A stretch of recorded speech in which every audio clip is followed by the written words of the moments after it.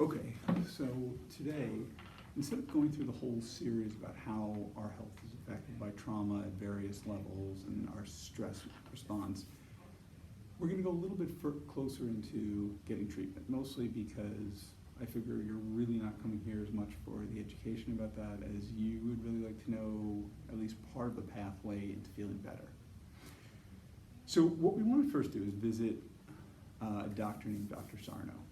Dr. Sarno, I think he died just recently around 2017. Dr. Sarno was famous for the idea that chronic lower back pain may be caused by underlying subconscious drives and is being used essentially as a coping mechanism in order to handle stressful situations. He was made famous, I believe, by Howard Stern, who went to see him, got his back pain cured by Dr. Sarno's technique. And Dr. Sarno's basic idea was that the subconscious could send signals down to the muscular tissue to reduce oxygenation in the local area, and that would cause pain, and long-term could even cause local muscle damage, fibrosis in the muscles, and everything we would see equal to a baseball bat striking the area. And that this pain would become a coping mechanism for dealing with stressors, but not just the pain itself. It would also be any essentially rituals that one had to do around their back in order to cope with the pain. And the idea was that, let's say at the simplest level, you have a boss who's an asshole, and you decide you don't want to tell him he's an asshole because you're going to lose your job. So instead your back hurts. Not only does your back hurt, but now you got to sit in that special chair, you can't lie on that pillow, you can't lie in this position, you got to make sure you do those stretches that never really help, but you do them anyway every day. And that whole ritual allowed you not to deal with your boss. Now at that level, the easiest thing was you recognize that this is what it is and it just goes away. At the deepest level, if let's say someone had been physically or sexually abused as a child and wasn't able to face it, or had repressed memories, or wasn't able to face the underlying belief structure that's created, potentially because they could kill themselves, then these pain responses might become extremely aggravated. Now, Dr. Sarno's basic approach for that was, it's too much for his technique, go find therapy. But that mechanism does work, so we have to understand that at one level or another, sometimes the physical disorders that we deal with, they're real physical disorders, but part of their root is as a coping mechanism to deal with underlying stressors. Now, in childhood, we form the ideas of who we are and our safety in the world. If the world is unsafe because of, let's say, physical, sexual, emotional, nutritional abuse, dangers outside, refugee situations, then the child doesn't feel safe in the world. That lack of safety translates to an overreactive stress response or a fight or flight response that doesn't turn off. Because of that, we get this cascade of effects. Now, one of the things that was proposed by Dr. Vanderboek, who's a big name in the field of dealing with DTD and PTSD, is that one of the major things that happens is certain midline structures in the brain become less active, and those midline structures are designed to help us focus on logical thought and be able to sit with ourselves. It's one of the reasons also that talk therapy doesn't work very well in the idea of treatment of these traumatic disorders, but it can become a very effective adjunct treatment in this way.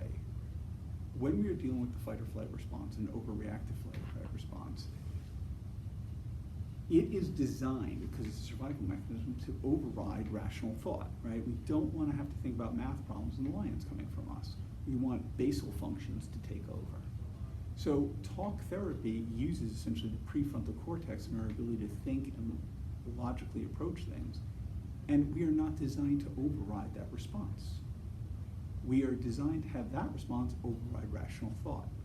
So what is the way to get to it?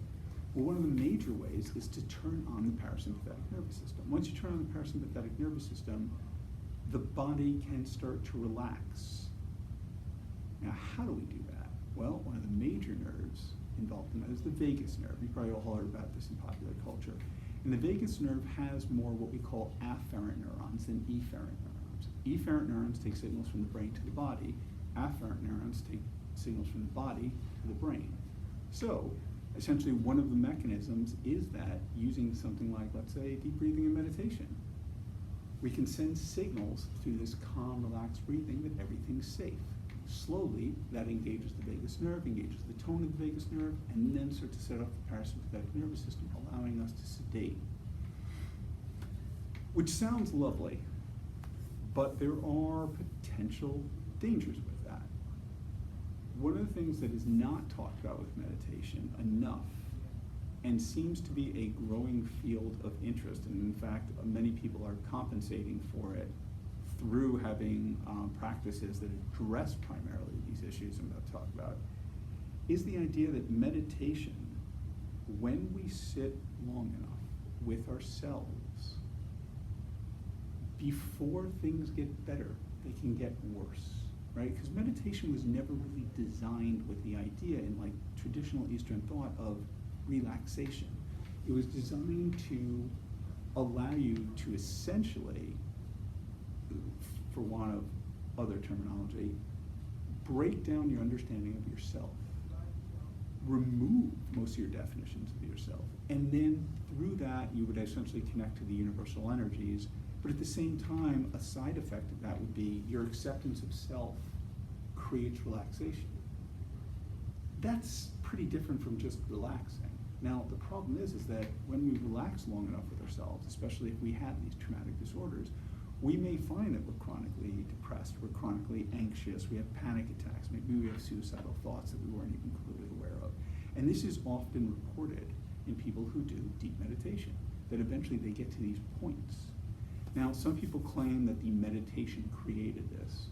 I go along more with the people who believe that essentially it's just uncovering these underlying thoughts, and maybe your chronic IBS or back pain or neck pain or headaches or what were keeping you from those thoughts. So you meditate and you begin to experience them. Now, basically the idea is that you're supposed to drive through this. You're supposed to continue to meditate through it. They actually call this, they borrow from Christianity, and they call this the dark night of the soul.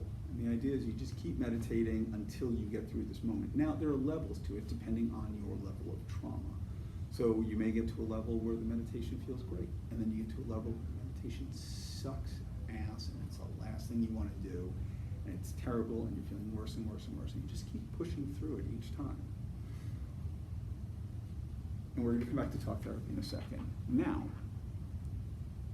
when we look at how other aspects of Chinese medicine can help as well, and let me just make a caveat that meditation is a very important part of this. A very important part of this would be the English version. Very important part of this. And that it is essential in this process of healing yourself to utilize some sort of meditative technique. Straightforward, just breathing, mindfulness meditation is more like a deep dive, where something like yoga or qigong or tai chi, where you can concentrate on the movements partially before you get peaceful, is you can think of more of a scenic route to feeling who you are. For some people that works much better than this deep dive. I'm kind of an extremist, I like the deep dive, but I've also hit that dark night of the soul wall, and poof, it sucks ass. It does. You gotta push through it. You gotta be hardcore with this. Okay, so how can Chinese medicine help, like acupuncture? There are a number of techniques in acupuncture that allow us to break into the subconscious, into how the central nervous system holds on to these patterns, exciting the vagus nerve, again, through those afferent neurons. Three techniques, well, two separate techniques that I use a lot. One is called the Dragon's techniques. The Dragon's techniques originally was two levels, internal and external.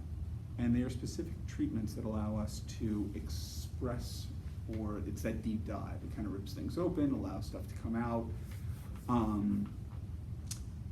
Myself and a brilliant acupuncturist and Qigong practitioner and Tui Knot practitioner in Sweden, Chris McAllister, came up with something called the middle dragons treatment, and it worked great. And so we've used it as internal, middle, and external. I'm not going to bother telling you the points because they wouldn't really make sense to you unless you're an acupuncturist. But I'd be happy to if you email me. Okay. What these treatments do is they begin to sort of, for want of a better term, they kind of rotor-rooted the whole system, and they break a lot of stuff loose. They're also great for treatment. They kind of clear out a lot of issues so the person is a little bit clearer. And this is where talk therapy can come in. Talk therapy comes in because remember what we talked about when we talked about Dr. Sarno. We talked about coping mechanisms. The idea that my headaches, my IBS, my back pain, my neck pain, my autoimmune disorders, my fibromyalgia, big one for this stuff, fibromyalgia, all become these coping mechanisms. So once I start to resolve those, right, I don't feel the pain as much anymore. I don't have any other coping mechanism. I'm kind of screwed. I've been using that for 20, 30 years. That's what's worked for me. I'm not conscious of it, but it's worked. I'm still alive. I'm still here. Day to day it sucks, but I'm alive. The organism lives, right? So once you start to remove those coping mechanisms, it can get scary. You need to have other coping mechanisms, and that is where talk therapy can really come in. Talk therapy really comes in that you can start to logically understand how to use coping mechanisms. When you hit those severe areas where you start to feel your depression, your anxiety, your panic attacks, your suicidal thoughts, the therapist can help you to understand how to cope with that. So it's a very important part of this. Whenever I treat patients, I make sure that they have a therapist they can reach out to. There are a lot of other techniques that work with it. Right now, I think we're just going to talk about those two. Now, back to the Chinese medicine, one of the other ones we can look at is something called Jia Qi treatments. Now, clearing the Jia Qi, some therapists have referred to as clearing aggressive energy, is again an older concept in Chinese medicine, which has been slightly modernized piece by piece. But it uses a series of back points in order to, very similar to the dragons, release these deep-rooted patterns, thoughts, and somatic responses, so the IBS, the headaches, the fibromyalgia. Originally, there was just the clearing the Jia Qi treatment. After I consulted with Chris about the middle dragons, I came up with some ideas about what we would call the spiritual Jia Qi and the yang Jia Qi treatments as well, which work great. And you can use them very similar to the dragons. Use them in a series of Jia Qi, spiritual Jia Qi, yang. Same way we do internal, middle, and external. And those treatments will really allow the body to release these patterns.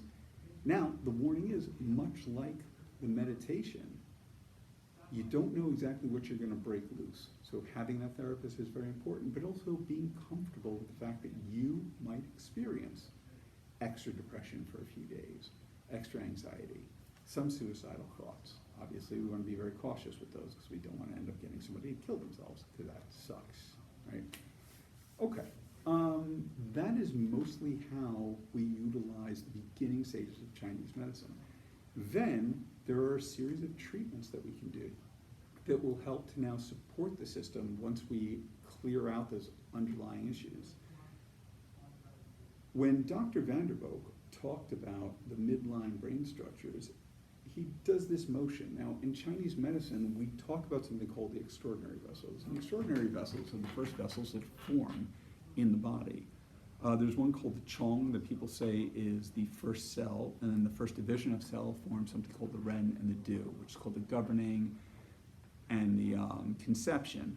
The Ren and the Du form what they talk about in meditation as the heavenly circuit. The Du is essentially your spine, but it goes actually all the way up until here.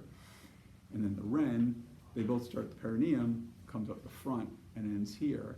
And in meditation, if you've done some, when you touch your tongue to the roof of your mouth, you are connecting those two, creating a heavenly cycle.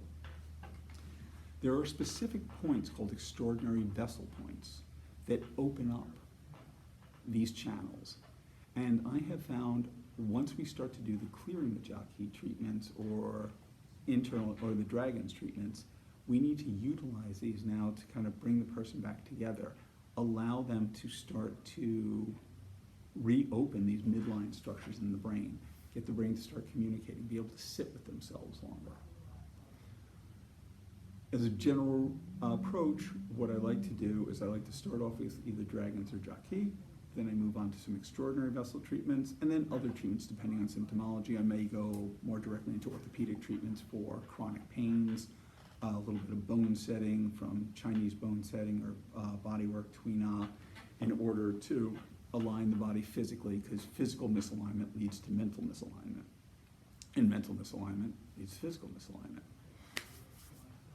Always in conjunction with the therapist, and then we look at, depending on the patient, what kind of meditation or meditative techniques they may do. And that's it for today. If you're really interested in this stuff and you want to start to learn about it, you can reach out to me, that's fine. I'll put my email on the comments below, and you can check it out there. But also, you can start to read books like Healing Your Back Pain by Dr. Sarno. You can also look at The Body Keeps the Score by Vanderbilt, because it's a really good start. And if you don't want to have to sit through my series of lectures on how the body responds to trauma, a good book to start with is Why Zebras Don't Get Ulcers. Those are my starting suggestions. There's a number of others we can talk about. Okay, hopefully you'll join me next time, and we'll get deeper into some other ideas. Have a good day.